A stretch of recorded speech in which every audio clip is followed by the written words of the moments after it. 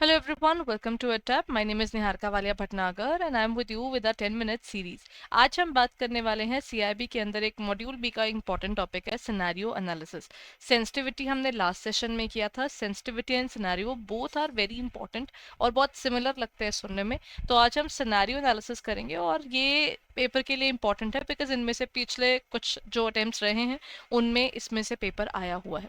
Before I proceed further everyone, हमारी PYQ booklet आपके पास available है हमारी वेबसाइट पर.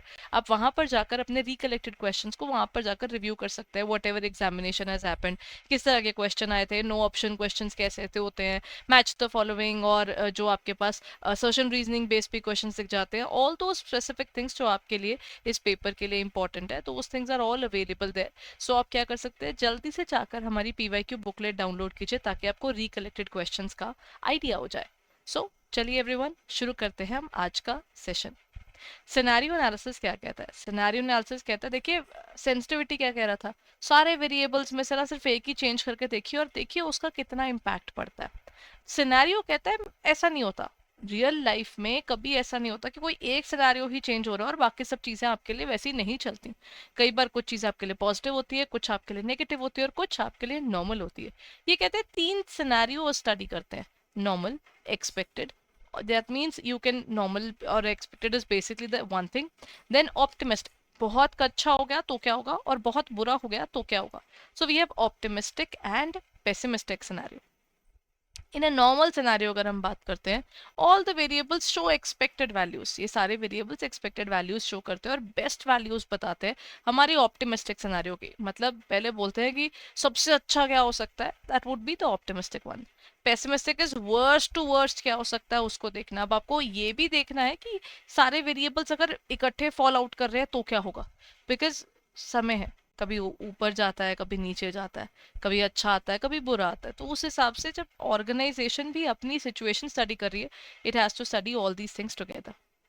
बेस्ड अपॉन दिस, ये ना बुक का एक क्वेश्चन है, देखिए क्या कहता है.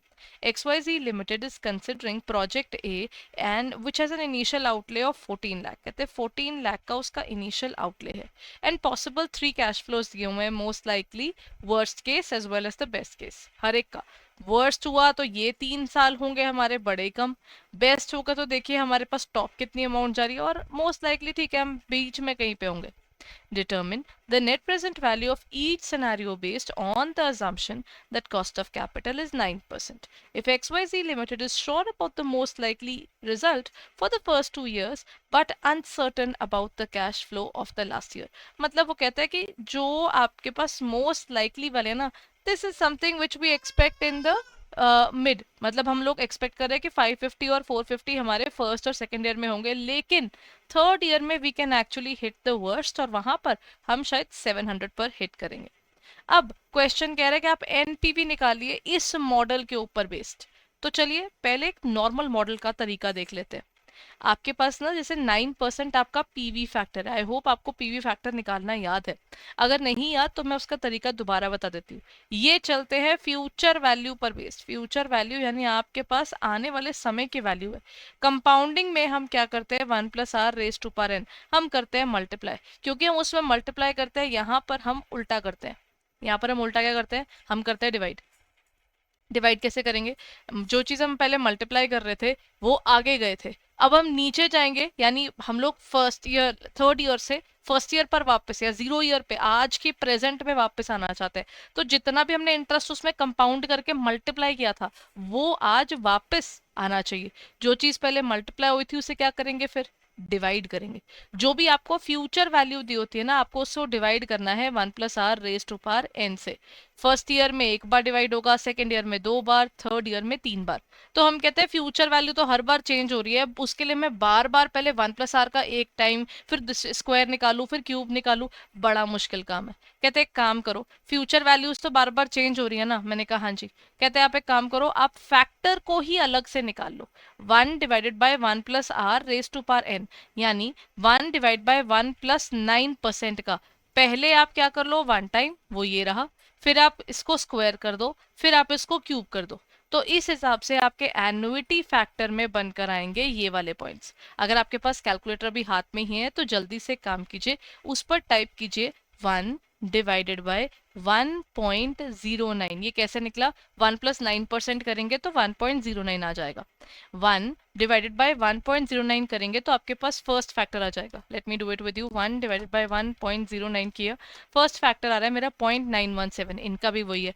अब क्या करना है, एक बार इक्वल टू दबाया तो आपका 0.917 करके आपके कैलकुलेटर में दिख रहा है। अब यहीं रुक जाइए और उसके बाद दोबारा इक्वल टू पे ही क्लिक करना है। मतलब आपने फर्स्ट टाइम इक्वल टू दबाया, अब आप दोबारा सेकेंड टाइम इक्वल टू दबाएंगे तो आपकी वैल्यूएशन जानी चाहिए 0.8416। तब इन्होंने 842 लिया हुआ है, राउंड ऑफ कर दिया ना। अब जब आपको 8416 दिख रहा है, अब वहीं रुक जाइए और तीसरी बार इक्वल टू दबाइए, और तब आप थर्ड टाइम इक्वल टू दबाएंगे, आपका आएगा 0.7721। So then you know about your third year as well. तो जो आपको तीनों साल मिल जाएंगे, तो ये है आपके पीवी फैक्टर्स। अब आपको क्या करना है, आपके पास ये है इनिशियल इन्वेस्टमेंट्स। जो भी आपकी इनिशियल इन्वेस्टमेंट है वो तो हर साल हर केस में सेम थी। प्रॉब्लम कहाँ आती है, हमें फ्यूचर वैल्यू के जो है उसको प्रेजेंट पे लाना है। एक साल में मतलब आज मैंने 0 ईयर पे 1400 रुपीज लगा दिए, अगले साल आई विल बी रिसीविंग 450, उसके अगले साल आई विल रिसीव 400, उसके अगले साल I will receive 700। But what is the value of it today? अगर आज 1400 लगा रही हूँ तो ये रुपए आज के हिसाब से कितने हैं, मुझे वो जानना है। इसीलिए आपने पहले सबको डिवाइड कर दिया और आप क्या कर रहे हो, ये वाला पोर्शन आपने निकाल लिया, अब आप उसको कर रहे हो फ्यूचर वैल्यू से मल्टीप्लाई। तो हर एक को बस आपने इंडिविजुअली कैश फ्लोज को प्रेजेंट पे लेके आना है, तो आपकी प्रेजेंट की वैल्यूज निकल कर आ जाएंगी। क्वेश्चन क्या कह रहा था? क्वेश्चन कहता हमने ना 2 साल तो मोस्ट लाइकली वाली चीज हमें रिसीव करनी है, यानी पहले साल भी आप क्या करेंगे, इसकी वाली वैल्यू पिक करेंगे, सेकेंड ईयर में आप इसकी वाली वैल्यू पिक करेंगे, लेकिन थर्ड ईयर में वर्स्ट केस सिनेरियो के चलते हम इसकी वाली वैल्यू पिक करेंगे। तो आप क्या करेंगे, पहले तीनों सालों की ये जो वैल्यूज है इसको कर दीजिए प्लस। क्या आएगा, पहला है 504.35, second is 378.90 and last is 540.40। तीनों को ऐड करके मेरे को दिख रहा है कि overall we would be receiving 1423.65। मतलब मेरे को दिख रहा है कि मेरे पास इतने रुपए प्रेजेंट के हिसाब से जो फ्यूचर में आने वाला है उसको अगर मैं आज की वैल्यूएशन में देखूं तो वो 1423.65 बन रहा है। बट इनिशियली मैंने लगाए कितने, सिर्फ 1400। तो अगर मैं आज देखूं तो आज कम से कम मैं 23.65 का प्रॉफिट कमा रही हूँ। तो भी अगर मेरे पास लास्ट ईयर में वर्स्ट केस भी हिट हो जाना तब भी अपनी कंपनी प्रॉफिट निकाल रही है। तो इस हिसाब से हम लोग इस पर्टिकुलर प्रोजेक्ट को परस्यू कर सकते हैं। This is what we define as simulation, sorry, scenario analysis। Scenario में हमने क्या किया, हमने देखा कि मल्टीपल सिचुएशंस हो सकती है, उन मल्टीपल सिचुएशंस में से कौन सी मोस्ट फेवरेबल या मोस्ट लाइकली है, पहले आप उसको देख लीजिए, फेवरेबल कौन सी है, अनफेवरेबल कौन सी है और मोस्ट लाइकली कौन सी है। और इन एक्चुअल क्या हो रहा है, आप वहां जाइए और इवेलुएट कीजिए। जब एक्चुअल चीज होगी तो आपके पास कुछ पैसा आ भी रहा है या ये प्रोजेक्ट कंप्लीट फेलियर है। क्योंकि अगर कोई चीज भी कंप्लीट फेलियर बन रही है, it's not worth the risk, है ना। तो आपको वो बस पता लगानी होती है। So this is how we deal with this specific area. I hope ये पर्टिकुलर क्वेश्चन आपको समझ में आया। और प्लीज जिन्होंने ये चीज पहली बार करी है ना, आप ना, वैसे तो मैंने पिछली क्लासेस में भी ये करवाया हुआ है, बट प्लीज एक काम कीजिए, सिर्फ एक छोटा सा काम। आप ना अपने ये जो पीवी फैक्टर निकालने वाला तरीका है ना, ये ना अपने हाथ से कैलकुलेटर से सॉल्व करके जरूर देखिए। और अगर आपको ऐसी ट्रिक्स देखनी है तो इस क्लास में बने रहिएगा, आगे भी मैं ऐसे ट्रिक्स और करवाती रहूंगी।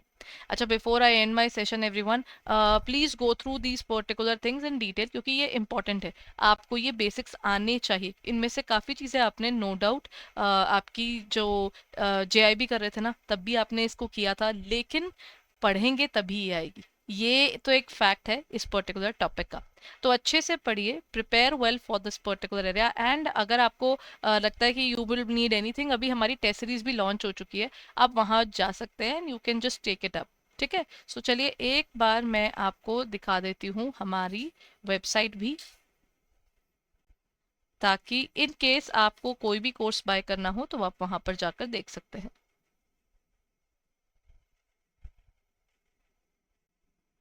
ये रही हमारी website edutap.in. As soon as you go on to the website edutap.in, यहाँ पर जाकर ना बस CIB कोर्सेज पे क्लिक कर दीजिए and you will find it.